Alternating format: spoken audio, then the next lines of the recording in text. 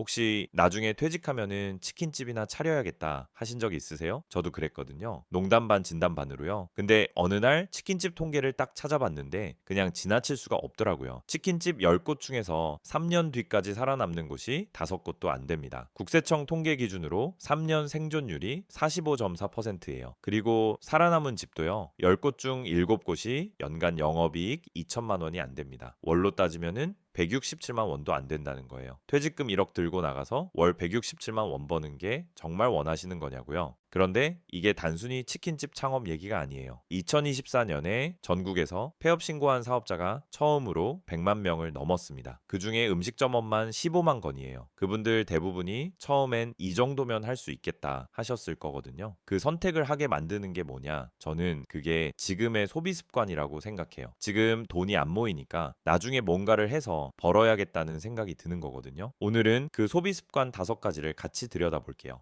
월급은 분명히 올랐는데 왜 통장은 그대로지? 이거 공감하시는 분 많으실 것 같아요. 이게 착각이 아니에요. 실제로 그런 거거든요. 통계청 자료를 보면 2024년 2분기에 가구 소득은 3.5% 늘었는데 소비 지출은 4.6% 늘었어요. 소득보다 지출이 더 빠르게 늘어난 거예요. 경제학에서 이걸 라이프 스타일 인플레이션이라고 하는데요. 쉽게 말하면 버는 만큼 쓰는 게 아니라 버는 것보다 더 쓰는 현상이에요. 근데 이게 딱 잡히는 느낌이 없거든요. 뭘 사치하는 것도 아닌데 돈이 없는 거예요. 그래서 더 무서워요. 첫 번째 습관이에요. 안 쓰는 구독 서비스 방치. 서울시에서 2024년에 조사를 했는데요. 한국인이 구독 서비스에 쓰는 돈이 월 평균 4만 530원이에요. OTT가 2만 2084원, 쇼핑 멤버십이 1만 5426원, 음악 스트리밍이 1667원 이런 식으로요. 그런데 더 재밌는 건 응답자의 95.9%가 하나 이상의 구독 서비스를 쓰고 있다라는 거예요. 문제는 자기가 얼마를 내는지 정확히 모르는 경우가 대부분이라는 거고요. 월 4만 원이 별거 아닌 것 같은데 1년이면 48만 원이에요. 그냥 카드에서 빠져나가고 있는 거죠. 지금 당장 카드 내역 열어보시면은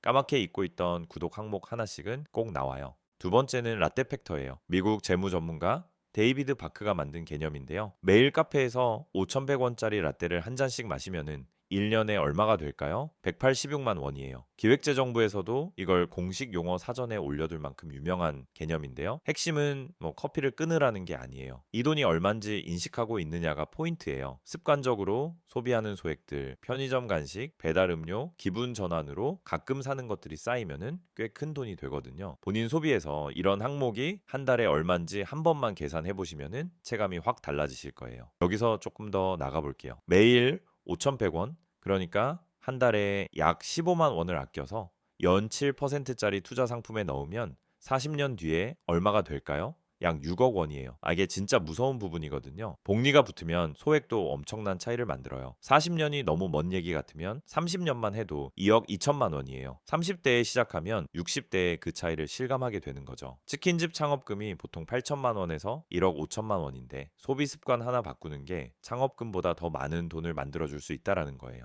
세 번째는 차량 유지비예요. 이건 사람들이 유독 무감각한 항목이거든요. 보험료, 주유비, 주차비, 수리비, 감가상각까지 합치면 월 30만 원에서 50만 원 수준이 나오는데 이걸 한 번에 내는 게 아니니까 잘 안 느껴져요. 자동차 보험만 해도 30대 평균 연간 보험료가 77만 원에서 80만 원 수준인데요. 다이렉트 보험으로 바꾸거나 블랙박스 할인, 주행거리 특약 같은 걸 활용하면은 연간 30만 원에서 50만 원 정도는 줄일 수 있어요. 해마다 보험 갱신할 때 한 번만 비교해봐도 되는 거거든요. 차는 필요한 거잖아요? 라고 하실 수 있는데 문제는 필요한지 아닌지가 아니라 지금 내가 이 비용을 인지하고 있느냐예요. 네 번째는 배달이랑 외식이에요. 이건 다들 알면서도 제일 줄이기 어려운 항목이죠. 배달 앱 수수료가 지금 9%에서 27% 수준이에요. 그 수수료가 음식 가격에 다 녹아 있는 거거든요. 가게에서 먹으면 8,000원짜리가 배달로 시키면은 12,000원인 경우도 많잖아요. 그 차이가 쌓이는 거예요. 주 3회 배달을 주 1회로만 줄여도 한 달에 5만 원에서 8만 원 절약이 돼요. 1년이면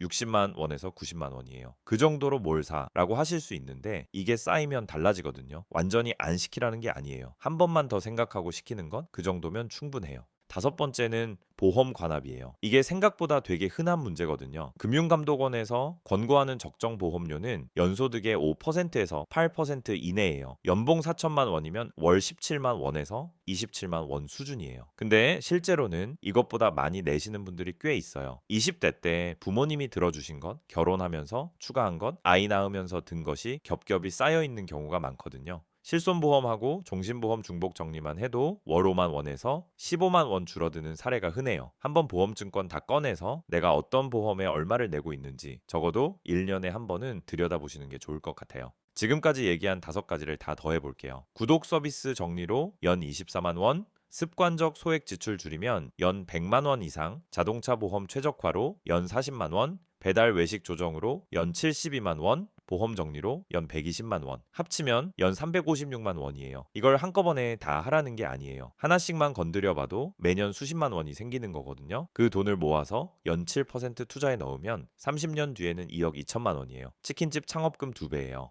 여기까지 들으시면서 알고 있었는데 왜 안 했지? 하는 생각이 드실 수도 있어요. 이유가 있어요. 이 지출들은 하나하나는 작거든요. 구독료 10,000원, 커피 한 잔, 배달 한 번이 큰돈이라는 느낌이 없어요. 그래서 뇌가 위험 신호를 안 보내는 거예요. 그리고 이 소비들이 다 나를 위한 거지예요. 편리함, 즐거움, 스트레스 해소. 당장 끊으면 삶의 질이 떨어지는 것 같은 느낌이 들죠. 근데 그 작은 것들이 30년 뒤에 선택지를 결정하고 있어요. 치킨집이 꿈이라면 모르겠는데 어쩔 수 없어서 그 선택을 하는 건 피할 수 있는 거거든요. 오늘 영상에서 기억하실 건 딱 두 가지예요. 첫 번째, 오늘 카드 내역 열어서 구독 서비스 목록 확인해 보는 것. 까맣게 잊고 있던 거 하나하나는 꼭 나와요. 그거 하나만 해지해도 연 12만 원이에요. 두 번째, 이번 달 소비에서 라떼 팩터 항목이 얼마인지 계산해 보는 것. 습관적으로 쓰는 소액 지출, 편의점, 음료, 기분 전환 소비를 한번 합산해 보세요. 이 두 가지만 해봐도 자기 소비 패턴이 보이기 시작해요. 그게 바뀌어야 30년 뒤가 달라지거든요.